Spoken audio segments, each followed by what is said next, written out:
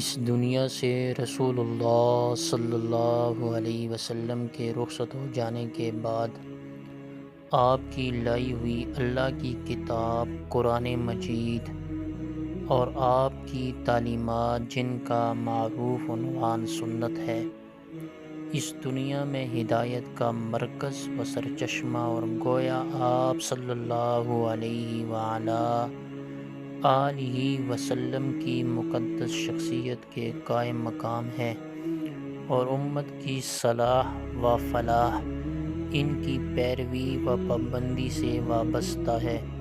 رسول اللہ صلی اللہ علیہ وآلہ آلہ وسلم نے اس بارے میں امت کو مختلف عنوانات سے ہدایت و آگاہی دی اور محدثات و بدعات سے اجتناب کی تاکید فرمائی۔ اگلی امتیں اس لیے گمراہ ہوئیں کہ محدثات و بدعات کو اپنا دین بنا لیا۔ اسی لیے اللہ تعالیٰ نے قرآن مجید میں ارشاد فرمایا، اطیعوا اللہ و اطیعوا الرسول، یعنی اللہ تعالیٰ کی اطاعت کرو، یعنی قرآن مجید کتاب اللہ میں جو اللہ تعالیٰ نے حکم دیا اس کی بھی اطاعت کرو، واطیعوا الرسول، اور رسول اللہ صلی اللہ علیہ وسلم کی بھی اطاعت کرو، یعنی نبی کریم صلی اللہ علیہ وسلم نے جو سنت کے اندر جو طریقہ بتایا ہے اس پر بھی عمل کرو۔ اسی طرح حضرت جابر بن عبداللہ رضی اللہ تعالیٰ عنہ سے روایت ہے کہ رسول اللہ صلی اللہ علیہ وسلم نے اثناء خطبہ میں ارشاد فرمایا، اما بعد، سب سے بہتر بات، اس سب سے اچھا کلام کتاب اللہ ہے اور سب سے بہتر طریقہ اللہ کے رسول صلی اللہ علیہ وآلہ آلہ وسلم کا ہے، اور بدترین امور وہ ہیں جو دین میں ایجاد کر لیے جائیں، اور ہر بدعت گمراہی ہے۔ اسی طرح رسول اللہ صلی اللہ علیہ وسلم پر منکشف کیا گیا تھا کہ کسی زمانے میں کچھ کھاتے پیتے پیٹ بھرے بے فکرے فتنہ پرواز لوگ امت میں یہ گمراہی پھیلانے کی کوشش کریں گے کہ دینی حجت اور واجب الاتباع صرف کتاب اللہ ہے، اس کے علاوہ کوئی چیز خود رسول اللہ صلی اللہ علیہ وسلم کی بھی کوئی تعلیم و ہدایت واجب الاتباع نہیں۔ آپ صلی اللہ علیہ وسلم نے اس فتنہ کے بارے میں امت کو واضح آگاہی اور ہدایت دی۔ اسی بارے میں حضرت مقدام بن مادی کرب رضی اللہ تعالیٰ عنہ سے روایت ہے کہ رسول اللہ صلی اللہ علیہ وسلم نے ارشاد فرمایا کہ سن لو اور آگاہ رہو کہ مجھے اللہ تعالیٰ کی طرف سے ہدایت کے لیے قرآن بھی عطا ہوا اور اس کے ساتھ اس کے مثل اور بھی۔ آگاہ رہو کہ عنقریب بعض پیٹ بھرے لوگ پیدا ہوں گے جو اپنے شاندار تخت یا مسہری پر آرام کرتے ہوئے لوگوں سے کہیں گے کہ بس اس وقت اسی قرآن ہی کو لے لو، اس میں جس چیز کو حلال بنایا گیا ہے اس کو حلال جانو اور جو حرام قرار دیا گیا ہے اس کو حرام سمجھو، یعنی حلال ہو اور حرام بس وہی ہے جس کو قرآن میں حلال یا حرام بتلایا گیا ہے، اس کے سوا کچھ نہیں ہے۔ آگے رسول اللہ صلی اللہ علیہ وسلم نے اس گمراہانہ نظریہ کی تردید کرتے ہوئے ارشاد فرمایا ہے، اور واقعہ یہ ہے کہ جن چیزوں کو اللہ کے رسول صلی اللہ علیہ وسلم نے حرام قرار دیا ہے وہ بھی انہی چیزوں کی طرح حرام ہے جن کو اللہ تعالیٰ نے قرآن مجید میں حرام قرار دیا ہے۔ تو اس حدیث سے پتہ چلا کہ رسول اللہ صلی اللہ علیہ وسلم نے ان لوگوں کے بارے میں امت کو آگاہ کیا ہے کہ بعض لوگ ایسے آئیں گے اور وہ عرض کریں گے کہ جس چیز کو قرآن میں اللہ تعالیٰ نے حرام قرار دیا ہے اور حلال قرار دیا ہے بس اسی کو حرام اور حلال سمجھو، باقی جو اللہ کے نبی صلی اللہ علیہ وسلم نے فرمایا وہ حلال اور حرام نہیں ہمارے لیے۔ تو نبی صلی اللہ علیہ وسلم نے فرمایا کہ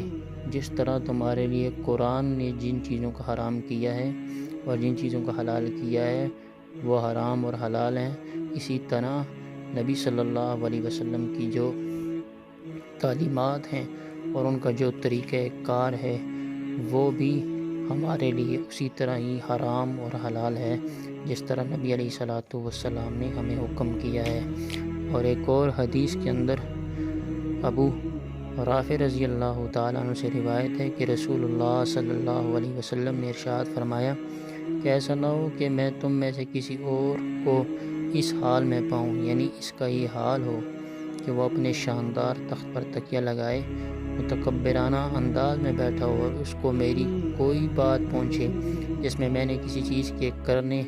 یا نہ کرنے کا حکم دیا ہو تو وہ کہے کہ ہم نہیں جانتے، ہم تو بس اسی حکم کو مانیں گے جو ہم کو قرآن میں ملے۔ تو یہ حدیث بھی مادی کرب رضی اللہ تعالیٰ عنہ کی حدیث سے ملتی جلتی ہے کہ کوئی آدمی ایسا ہے جس کے بارے میں جس کو اللہ کے نبی صلی اللہ علیہ وسلم کا کوئی حکم پتہ چلے اور اس کے سامنے آئے تو وہ کہتا ہے کہ میں تو اس حکم کو جانتا ہی نہیں ہوں، بلکہ میرے لیے تو وہی سب کچھ ہے جو اللہ کے قرآن نے بتایا ہے۔ تو اللہ کے قرآن نے تو یہ بھی ذکر کیا اطیعوا اللہ واطیعوا الرسول،